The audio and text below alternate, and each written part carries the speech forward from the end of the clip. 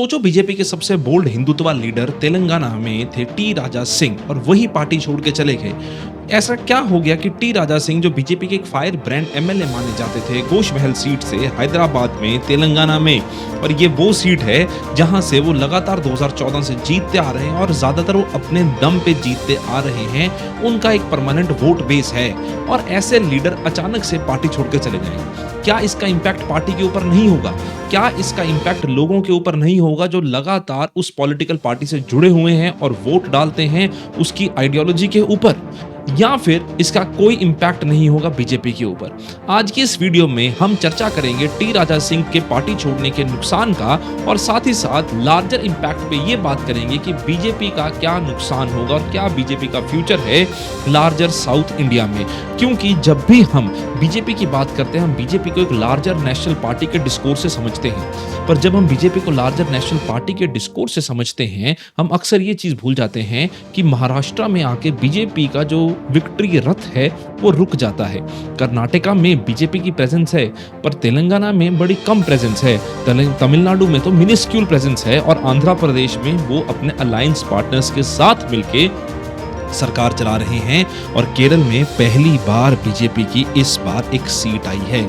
तो ऐसा क्या है साउथ इंडिया में जो बीजेपी को लार्जर नेशनल पॉलिटिक्स में आने से रोक रहा है और नॉर्थ इंडिया की उनकी सुप्रीमेसी को रेस्ट्रिक्ट कर रहा है? तो आज की वीडियो में हम सारे एस्पेक्ट से चर्चा करेंगे बीजेपी और उसकी साउथ इंडियन पॉलिटिक्स के ऊपर और फोकस रखेंगे टी राजा सिंह के रेजिग्नेशन के ऊपर। तो आइए शुरू करते हैं।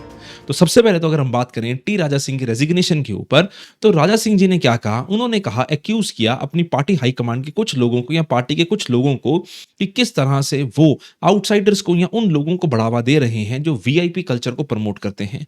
टी राजा सिंह ने ये कहा कि मैं, जो कि टी राजा सिंह हैं, हम जैसे नेता जो हैं वो ग्राउंड से उठ के आए हैं और हिंदुत्व आइडियोलॉजी के ऊपर फोकस रखते हैं और जिनको पॉलिटिक्स में ला के बीजेपी चाहती है कि वो तेलंगाना के इंचार्ज बनाए जाएं, वो एक तरह से उसको डिजर्व नहीं करते हैं रामचंद्रन साहब जिनको बनाने की बात की जा रही है। अगर हम रामचंद्रन साहब की बात करें वो एक लो प्रोफाइल नेता हैं और रादर उनकी लार्जर आरएसएस की बैकिंग है और वो हिंदुत्व में इतने ज्यादा प्रचंड रूप से अपनी बात को नहीं रखते हैं जैसे कि टी राजा सिंह रखते हैं। और टी राजा सिंह तो मशहूर हैं इस चीज के लिए। इसी चीज के ऊपर राजा सिंह के ऊपर 105 से ज्यादा क्रिमिनल केसेस हैं जिसमें कुछ 18 से 20 जो हैं वो तो हेट स्पीच के ही चार्जेस उनके ऊपर लगे हुए हैं। अब इन सारी बातों की वजह से टी राजा सिंह ने बहुत पॉपुलैरिटी पाई है, ना ही सिर्फ तेलंगाना में पर तेलंगाना के बाहर भी, स्पेशली उनके सोशल मीडिया हैंडल्स के ऊपर जिस तरह की स्पीचेस वो देते आए हैं। पर इस स्पीचेस की बदौलत या फिर जो वो लोगों के लिए काम करते हैं उसकी बदौलत लार्जर हिंदुत्व अंडरस्टैंडिंग में मतलब क्या है कि विदाउट कास्ट बैरियर्स भी लोग उनके साथ जुड़े हैं। जिसकी एग्जांपल है कि जो अभी लास्ट तेलंगाना इलेक्शंस हुआ था जहां पे तेलंगाना में सीएम रेवंत रेड्डी बने, कांग्रेस की सरकार आई, वहां पे गोश महल सीट पे 80,000 के मार्जिन से उन्होंने विक्ट्री प्राप्त की या वो जीते। और अगर मैं आपको एक बड़ी इंटरेस्टिंग ट्रिविया बताऊं कि ये जो गोश महल सीट है ना, यहां पे बहुत बड़ी पकड़ थी असदुद्दीन अवीसी के परिवार की, एआईएमआईएम की, और यहीं पे उनका हेड ऑफिस है। पर उसके बावजूद भी टी राजा सिंह लगातार यहां से 2014 से जीतते आ रहे हैं। अब राजा सिंह का सबसे बड़ा रीजन तो यही रहा। अगर हम लार्जर एस्पेक्ट में बीजेपी की बात करें तो बीजेपी का तेलंगाना में एक तो क्राइसिस आ रहा है लीडरशिप का। दूसरा इंपॉर्टेंट क्राइसिस बीजेपी का तेलंगाना में आ रहा है कि लार्जर वोट बेस में वो अपने आप को कैप्चर नहीं करवा पा रहे हैं, कि किसी भी तरह से लार्जर इंपैक्ट में वो ऐसे लोगों को अपने साथ नहीं जोड़ पा रहे हैं जो उनको एक तरह से इलेक्शन जितवाएं। एक टी राजा सिंह या फिर बंदी संजय कुमार जिनको भी बीजेपी ने हटा दिया था, जिसके ऊपर भी काफी रिवोल्ट हुआ था, तो क्या यही दो लीडर या ऐसे 2-3 और लीडर सफिशिएंट हैं बीजेपी को तेलंगाना से स्टेट में एस्टेब्लिश करने के लिए? ऐसा है नहीं, क्योंकि अगर इतने लीडर्स ही एस्टेब्लिश होते तो बीजेपी धीरे धीरे, जैसे उन्होंने नॉर्थ इंडिया में बाकी पॉलिटिकल पार्टीज का सुपड़ा साफ किया है, वैसे तेलंगाना में भी बीजेपी का एक ऑटोमेटिक राइज होता। अब बीजेपी और बीजेपी के नेता लोगों को कन्विंस नहीं कर पा रहे हैं कि किसी भी तरह वो अपने आइडियाज़ को आगे बढ़ा पाएँ। ये तो बात रही तेलंगाना की। जैसे हमने वीडियो की स्टार्टिंग में कहा था कि क्या तेलंगाना पे ऊपर बात करना बीजेपी के लिए सफिशिएंट रहेगा? जी नहीं।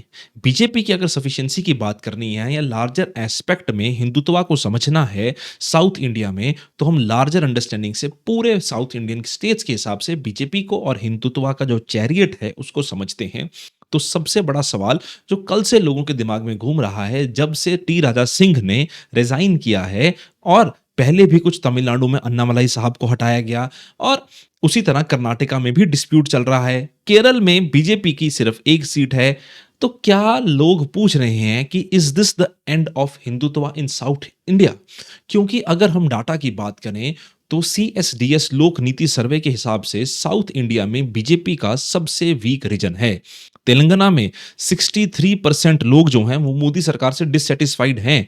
तमिलनाडु में ये नंबर 75% है और रीजनल पार्टीज जैसे कि तेलंगाना राष्ट्र समिति, डीएमके और सीपीआईएम लेफ्ट जो है या फिर कांग्रेस भी है, उनकी बहुत बेहतर परफॉर्मेंस और ज्यादा सपोर्ट है बीजेपी के मुकाबले ऐसे रीजन्स में। तो साउथ इंडिया में बीजेपी का जो पकड़ है वो कमजोर है compare to other political parties या नॉर्थ इंडियन पॉलिटिकल पार्टीज।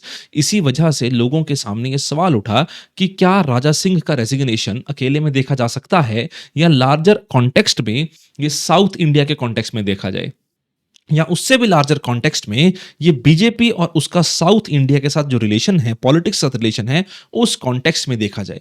क्योंकि एक तरफ बंदी सिंह जैसे लीडर्स या फिर टी राजा जैसे लीडर्स जो लगातार अग्रेसिवली हिंदुत्व कैंपेन की बात करते हैं, उनको आप साइड लाइन कर रहे हो और सटल हिंदुत्व की बात करने वाले लोगों को आप आगे लेके आ रहे हो।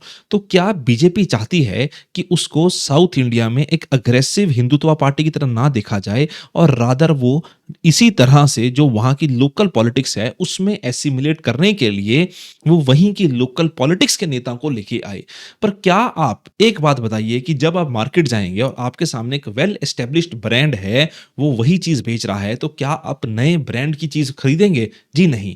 जैसा कि अगर हम कांग्रेस और बीजेपी के कंपैरिजन की नॉर्थ इंडिया में बात करते हैं, तो अगर नॉर्थ इंडिया में बीजेपी को हिंदुत्व का चेहरा देखा जाता है, तो क्या साउथ नॉर्थ इंडिया में कांग्रेस अपना हिंदुत्व करके या हिंदुइज्म की बात करके बीजेपी को रिप्लेस कर सकती है? नहीं। वो बीजेपी की एक स्ट्रांग फुटिंग है। उसी तरह साउथ इंडिया में तमिलनाडु में क्या बीजेपी द्रविडियन पॉलिटिक्स की बात करके डीएमके को रिप्लेस कर पाएगी? नहीं। क्या उसको कुछ नया लेके नहीं आना चाहिए? जो लोग डीएमके से या एआईडीएमके से या द्रविडियन पॉलिटिक्स से सेटिस्फाइड नहीं है, क्या बीजेपी को उनके लिए अपनी आइडियोलॉजी के ऊपर पुश नहीं करना चाहिए? पर बीजेपी साउथ इंडिया में चाहे तेलंगाना हो, चाहे आंध्र प्रदेश हो, चाहे कर्नाटका हो, चाहे केरल हो, चाहे तमिलनाडु हो, वो लोकल पॉलिटिक्स की अंडरस्टैंडिंग से अभी तक थोड़ी सी डिसएन्चेंटेड या डिसएसोसिएटेड नजर आती है। क्योंकि बीजेपी सटल तरीके से अभी एआईडीएम के प्रेशर में तमिलनाडु में काम कर रही है। आंध्र प्रदेश में वो मेजर प्लेयर नहीं है, सीनियर प्लेयर नहीं है। तेलंगाना में उनके 8 एमपी हैं, 8 एमएलए हैं, पर वो भी सीनियर प्लेयर नहीं है। और केरल में तो उनका कोई एमएलए नहीं है। इतिहास में पहली बार उनका एक एमपी जीत के आया है। और कर्नाटका में उन्होंने सरकारें चलाई हैं, पर अभी के हिसाब से कर्नाटका में भी वो वीक फुटिंग पे है। तो क्यों बीजेपी अपना एक नया आइडिया लेके लोगों के सामने नहीं जा रही?